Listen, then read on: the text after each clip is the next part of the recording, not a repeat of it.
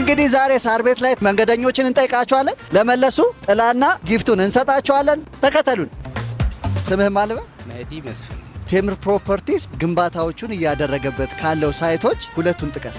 እንደዚህ ሳር ቤት ወረድ ብሎ አንደኛው ደግሞ ጂፕሰን ትምህርት ቤት ፊት ለፊት። ሁለቱንም መልሶታል። ከቴምርም ቤት ግዛ። በጣም ነው ደስ ያለኝ። እናመሰግናለን። ቀለል ያለ ጥያቄ። ስሞትም አልበል? ንጉሴ ይባላለሁ። ሳር ቤት ነዋሪ ነው? አዎ። ቴምር ፕሮፐርቲስ ሳር ቤት ላይ ስንት ሳይቶች አሉት? ሳይቶቹ ብዙ ናቸው እዚህ አካባቢ ያሉት። እሺ፣ እንግዲህ እዚህ ታች አለ አንድ። ሁለተኛ የት ጋር ነው? ወደ ገብርኤል አካባቢ አለ። ገብርኤል ጋር እንኳን አዲስ ገና አልጀመርንም፣ ለወደፊት እየተመኙ ነው። አንዱን ስለመለሱ እንሸልማቸዋለን። መልካም ቀን ይሁን። እሺ፣ እናንተም ሰላም ያቀንሽ።